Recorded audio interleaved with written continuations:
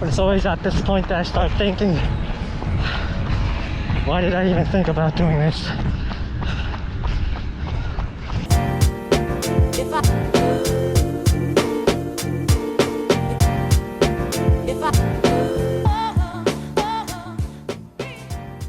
Hey, what's up guys? Welcome back to the Never Not Good Run channel. My name is Milai. Those who have watched my previous videos, welcome back. Those who are new, which I assume many of you are, I am a runner trying to accomplish a sub-3 marathon. So starting from this week, I'm going to do a weekly training recap video called the Road to Sub-3 because I want to accomplish a sub-3 marathon in my very first marathon, which will hopefully be the 2021 New York City Marathon. And I always keep a record in my running diary, but I thought why not share it with other runners on YouTube, and maybe you guys who are also trying to accomplish a sub-3 marathon can get a hint of what kind of training might work and might not work. Okay, so let's quickly go through my week of training. So last week my training starts from the 23rd Monday. The 22nd Sundays I always take off because I have to work all day, so I kind of am forced to take a rest. So on Monday, instead of doing a shakeout run, which is kind of slow, I do a rather quick run where I run in a good form and rather fast, so I could just feel good running. So this run was a 2.47 mile, in other words 3.98 kilometer run. This run I ran in my Adidas Adizero Adios 3. This is pretty flat, very traditional racing flat. Many professional runners used to run full marathons in these. It's a really nice shoe and it's so easy to run. It gives you a good sense of how you're supposed to use your feet when you run. So I always love running in this shoe, like going on a short run in these. So that was in the morning. In the afternoon, I went on a run with my friend Joy. What day is that? November 23rd, Monday. Running with my friend Joy. What's up? It's cold. To and from Manhattan back to Brooklyn. Having a chill. Someone's nice, coming at us. Slow, fun time. That's it. Running with my Mizuno Wave Rider 24. I think it's very important to have these kind of runs every once in a while, because like it just reminds you the fun of running, and you know, lets you forget about all the speed you have to go after and the mileage you have to add to your monthly or weekly training. Just having fun running.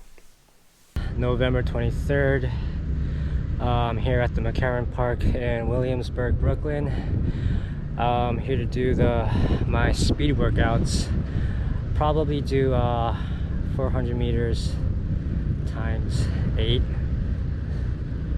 somewhere around that, at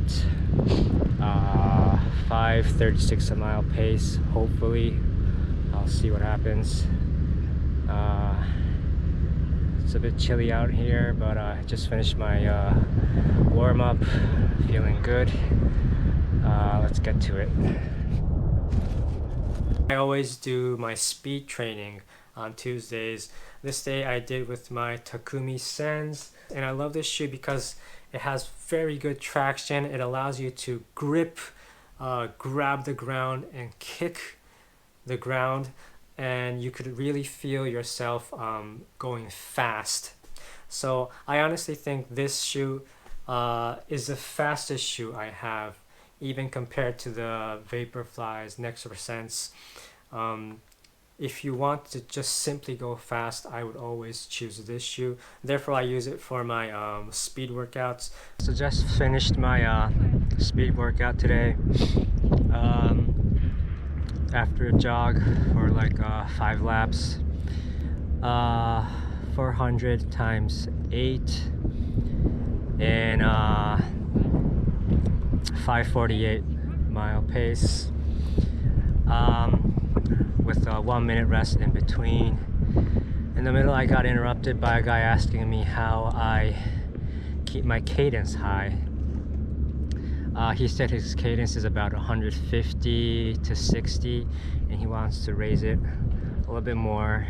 Mine, I don't know if it's true, but my Garmin says my cadence goes up to about 210, even 220 sometimes. I'm not sure, but my cadence does seem to be pretty high. It could easily go to 180. Now I'm not a tall guy. I'm only 5'6", so I'm not the tallest, but I am as tall as Kipchoge. I'm pretty sure he has longer legs, but so I'm a rather short guy, so it is rather easy for me to go to a cadence of 180 during my runs. So I wasn't quite sure how to advise him how to bring up your cadence. But it made me think about it and think about the tips that I received from many videos I've been watching. So maybe I should do a video about how to raise your cadence as well. Just some thoughts. That's it. Done. So on the 25th, I went on a rather slow jog because it was the day right after my speed training. My legs would be, of course, tired, so I want to take it a little bit more easy. I went out in my Mizuno Wave Riders because those shoes just allow your feet to just move forward on autopilot. It's so easy and comfortable to run in these shoes. It's not the most not the most cushioned. However, I don't feel that tired after running in these shoes, so it allows me to add more and more miles without feeling really tired. And therefore, I really love these shoes. This jog was just 5.72 miles, in other words, 9.22 kilometers. At a 5:35 kilometer pace. November 26th, Thanksgiving 2020. Going on a quick short run in the morning. It was raining from late last night until this morning, but it stopped. The temperature is perfect at around 60. If it wasn't for this humidity, I don't know how much, but yeah, it's really uncomfortable. It would have been the perfect weather for running. I'm almost done with my run. It's I wouldn't say fast, but not slow jog around Prospect Park. Running in my Kinvara 11s.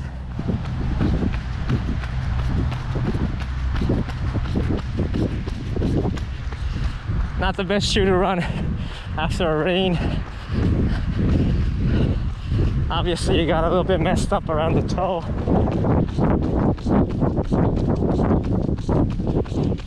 I haven't been running in this shoe for quite a while, but I'm coming back to this, trying to test out how it feels. And pretty good shoe.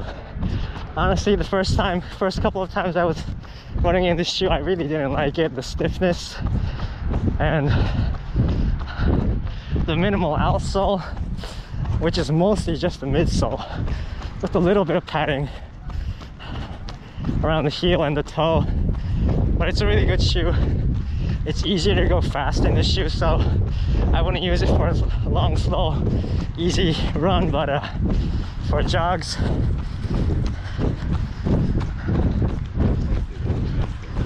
and rather fast jogs, I would definitely go out in this shoe.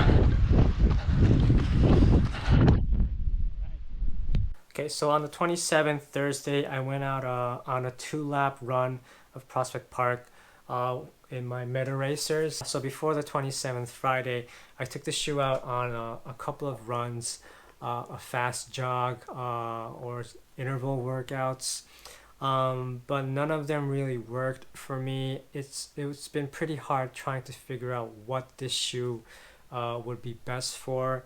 It definitely is not one of the fastest shoes I have. So what I wanted to do on Friday was take it out on a run, a 10K run. So actually 2 laps of Prospect Park is a little bit more than 10, a little bit less than 11K, around 10.7 or 8 kilometers. I wanted to see how I would feel running in a sub-3 marathon race pace, which is a 6:48 mile, in other words 4:15 kilometer pace in the meta racers. Okay, already in my second loop of Prospect Park. My first 5K being 20:56, so definitely under 6:48 a mile pace. In other words, 4:15 kilometer pace. But it's always at this point that I start thinking, why did I even think about doing this? It's not the hardest thing to do, but definitely not the easiest. Okay, here we go. Okay, just finished my 2 laps of Prospect Park. That's around 10.6 or 7 kilometers. I would say 6 point maybe 7 miles.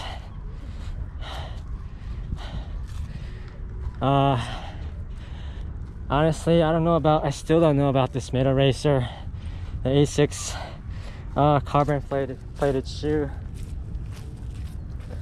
It felt really good in the beginning, but as I went on, like already at my mile 2, somewhere around there, I was feeling that I was just not getting that extra propulsion forward from the shoe.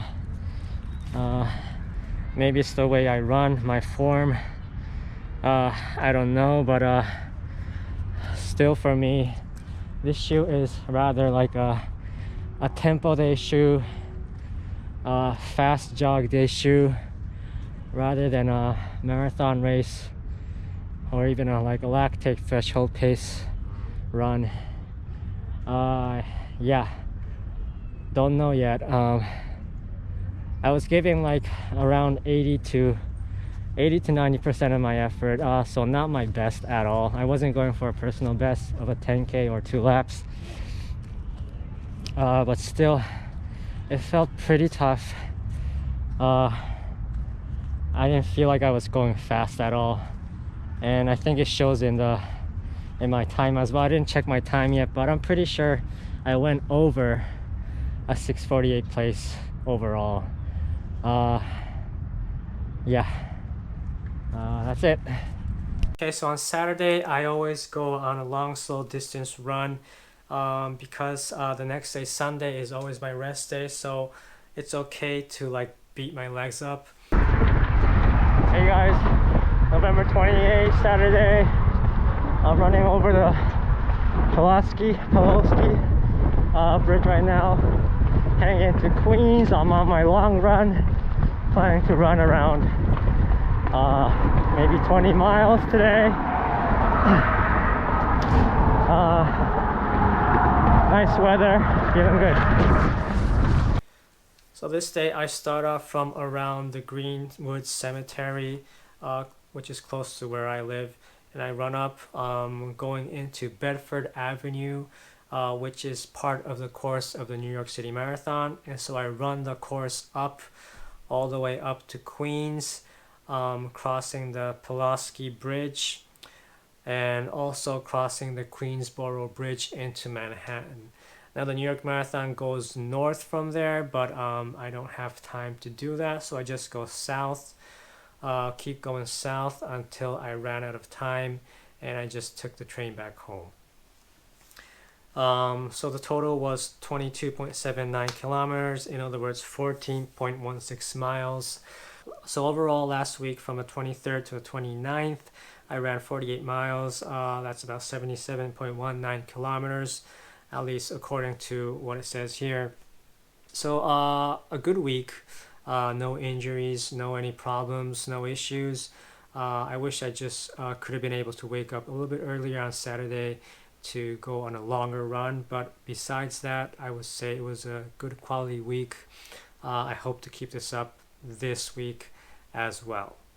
That's it for today, guys. Thank you so much for watching my weekly training recap video, The Road to Sub 3. I hope this video was somewhat useful to just anybody out there who is trying to accomplish a Sub 3 marathon as well.